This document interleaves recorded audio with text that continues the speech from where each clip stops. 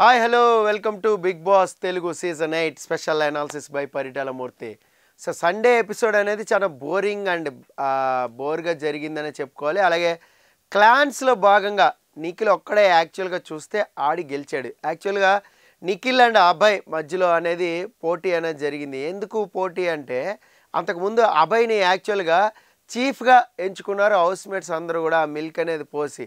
అయితే ఇక్కడ Sunday episode మనం గతంలో పోల్చినట్లయితే బిగ్ బాస్ సీజన్స్లో సో ఈసారి ఫన్ అనేది కొంచెం లాస్ట్ సెక్షన్లో అంటే ఒక సెగ్మెంట్లో మాత్రమే పెట్టుకుంటున్నారు.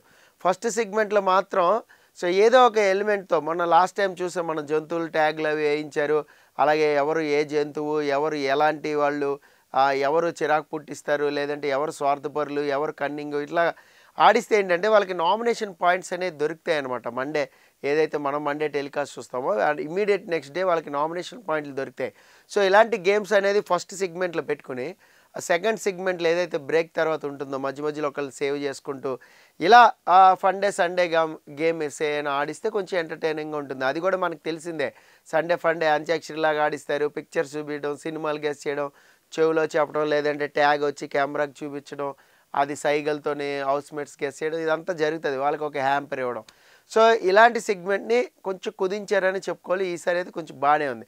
అయితే బిగ్ బాస్ ఇక్కడ ఏం చేసాడంటే ఈ సండేలో ఖచ్చితంగా ఒక క్లాన్ చీఫ్కి మాత్రమే సేఫ్ అయ్యే ఛాన్స్ ఇచ్చాడని నేను అనుకుంటున్నాను. ఎందుకంటే ఇద్దరు చీఫ్లు ఉన్నారు ఇక్కడ, అభయ్ ఉన్నాడు, నిఖిల్ ఉన్నాడు. కాబట్టి పెద్ద క్లాన్ ఏదైతే ఉంటుందో వాళ్ళకి సేఫ్ అయ్యే ఆ చీఫ్కి సేఫ్ అయ్యే అవకాశం అనేది ఇస్తాడు. ఎందుకంటే కెప్టెన్ లేడు కాబట్టి.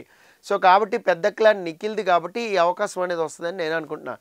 ఇక అభయ్ క్లాన్లో చూసినట్లయితే మనం యష్మి, ప్రేరణ, నబీల్, మణికంఠ, ఆదిత్యవం వీళ్ళు అభయ్ క్లాన్కి వెళ్ళడానికి ఇష్టపడ్డారు. అలాగే అభయ్ కూడా వాళ్ళని ఆహ్వానించారు.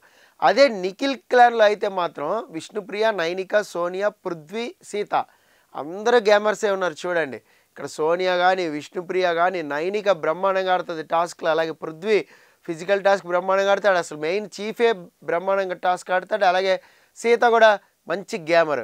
సో ఈ క్లాన్ చాలా స్ట్రాంగ్గా ఉంది. నిజానికి అభయ్ క్లాన్ చాలా వీక్గా ఉంది.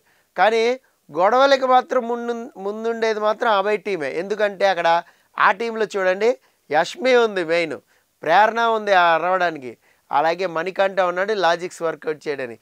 గొడవలకి ఈ క్లాన్ ముందుంది, టాస్క్లు ఆడటానికి ఈ క్లాన్ ముందుంది. సో మీకు అర్థమైంది కదా. ఇక బ్యాటిల్ అనేది చాలా బాగుంటుంది ఈ వారం అని నేను అనుకుంటున్నా.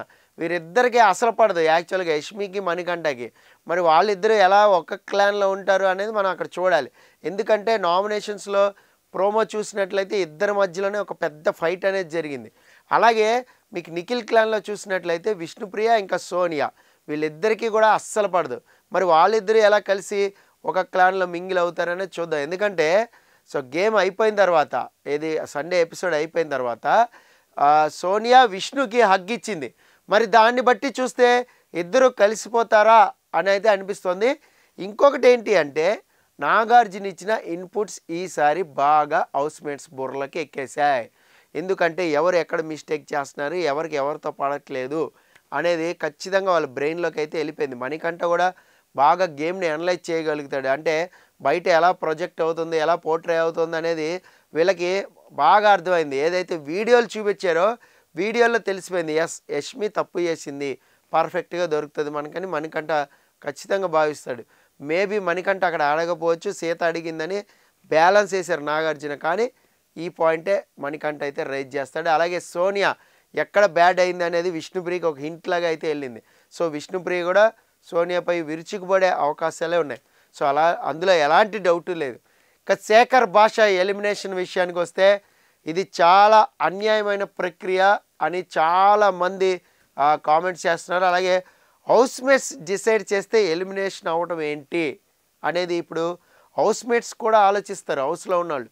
ఎందుకంటే శేఖర్ భాష సీక్రెట్ రూమ్లో ఉండొచ్చని ఖచ్చితంగా వాళ్ళు ఒక ఎజంప్షన్ చేస్తారు. ఎందుకు అంటే మేము ఎలిమినేట్ చేస్తే ఎలిమినేట్ అవ్వడు కదా, ఆడియన్స్ కదా ఎలిమినేట్ చేయాలి అనే లాజిక్ని అక్కడ వర్కౌట్ చేస్తారు.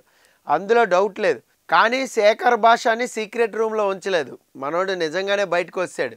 అయితే లాస్ట్ వీక్ అంతా కూడా శేఖర్ భాష డల్గా ఉన్నాడు. అందుకే ఎలాంటి టాస్క్ అనేది అక్కడ ఆడించలేదు. ఇక బిగ్ బాస్ హౌస్లోకి వెళ్ళే ముందు చాలామంది చాలామంది కంటెస్టెంట్స్ ఎన్నో లక్ష కబుర్లు చెప్తూ ఉంటారు. కానీ హౌస్‌లోకి వెళ్ళగానే వాళ్ళకి కంటెంట్ ఇవ్వడం అనేది మర్చిపోతారు. ఎక్కడి నుంచి స్టార్ట్ చేయాలి? సో, వేరే వాళ్ళు దూసుకుంటూ కంటెంట్ ఇచ్చేయడం, వేరే వాళ్ళు అగ్రెసివ్‌గా మాట్లాడేయడం, అటాకింగ్ గేమ్ ఆడేయడం అనేది చేస్తూ ఉంటారు. దాంతో వీళ్ళంతా కూడా డిఫెన్స్‌లోకి వెళ్ళిపోతూ ఉంటారనమాట. సో, ఎలాంటి కంటెంట్ ఇవ్వాలనేది వాళ్ళు మర్చిపోతూ ఉంటారు. ఆదిత్య ఓం అయితే అసలు గేమ్ ఎలా ఆడాలో కూడా తెలియడం లేదు మనోడికి. అంటే ఎక్కడి నుంచి స్టార్ట్ చేయాలో కూడా తెలియట్లేదు. అందుకే బాటమ్ 2లో వీళ్ళిద్దరే ఉన్నారని చాలా క్లియర్‌గా నాగార్జున చెప్పారు. అంటే ఏంటి, నెక్స్ట్ వీక్ డేంజర్ జోన్‌లో ఆదిత్య ఓమే ఉంటాడు. ఒకవేళ నామినేషన్‌లోకి వస్తే ఖచ్చితంగా ఆదిత్య ఓం డేంజర్ జోన్‌లో ఉంటాడని చెప్పాలి. అలాగే శేఖర్ భాష ఎలిమినేషన్ అప్పుడు నెటిజన్స్ రాంగ్ కామెంట్స్ చేస్తున్నారు. ఏంటంటే ఇది చాలా రాంగు ఎలిమినేషన్ అనేది, ఎందుకు ఇలాంటి ప్రక్రియ పెట్టాలని ఇది చాలా రాంగ్ అనేది కామెంట్ చేస్తూ ఉన్నారు నెటిజన్స్ అందరూ కూడా. ఎలిమినేషన్ అయితే బాటంలో ఉన్నాడని పంపించాలి కానీ, సో వీళ్ళిద్దరూ బాటంలో ఉన్న వాళ్ళని మీరు ఎలా చాయిస్ తీసుకుని హౌస్మేట్స్తో పంపిస్తారు అని ఇప్పుడు క్వశ్చన్ చేస్తున్నారు. హౌస్మేట్స్ శేఖర్ భాషకి ఎక్కువ దండలేసి ఉంటే ఆదిత్య ఎలిమినేట్ చేస్తారా అని ఒక లాజిక్ క్వశ్చన్ అడుగుతున్నారు.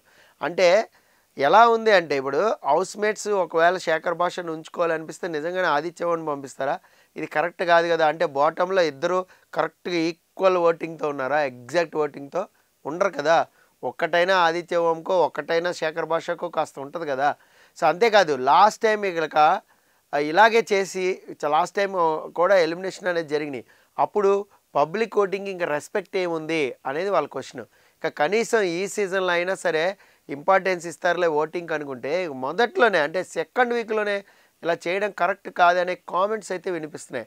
ఇక శేఖర్ భాష ఎలిమినేషన్ చాలా అన్యాయం అని, ఇలా వేరే ఏ కంటెస్టెంట్స్కి కూడా చేయొద్దని మొత్తుకుంటున్నారు బిగ్ బాస్ లవర్స్ అందరూ కూడా. మరి ఈ సీజన్లో ఇలాంటిది చేసినా కూడా ఆ తర్వాత మళ్ళీ వెనక్కి పిలిచి ఎలిమినేషన్ని నార్మల్ పొజిషన్లో పెట్టచ్చు.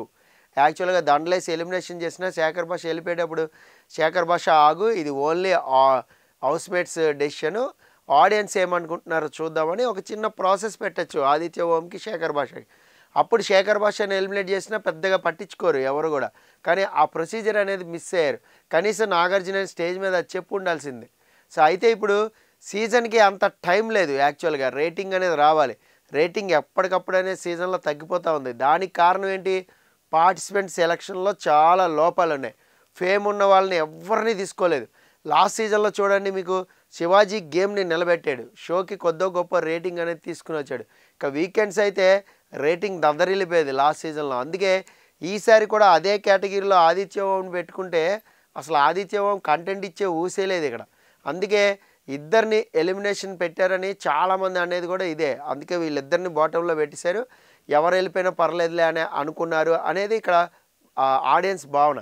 ఇక శేఖర్ భాషను అయితే అన్యాయంగా బయటికి పంపించారనే కామెంట్స్ అయితే వస్తున్నాయి. మరి ఈ నేపథ్యంలో అసలు నామినేషన్స్లో 3వ వారం ఎలా ఉంటాయి అనేది చాలా ఆసక్తికరం. అలాగే నామినేషన్స్లో పెద్ద ఫైట్స్ అనేవి కూడా జరిగినాయి. చెత్తను తీసుకొచ్చి నెత్తి మీద పోసి నామినేట్ చేయాలి, అదొక ప్రాసెస్. ప్రోమో కూడా రిలీజ్ అయింది. దీంట్లో యష్మికి ఇంకా మణికి చాలా పెద్ద గొడవ అయింది. సో మరి ఈ వారం ఎవరెవరు ఉండబోతున్నారు అనేది షార్ట్ వీడియోలో మీకోసం చెప్తాను, అది కూడా చూడండి. This is Paritala Murthy signing off. By by.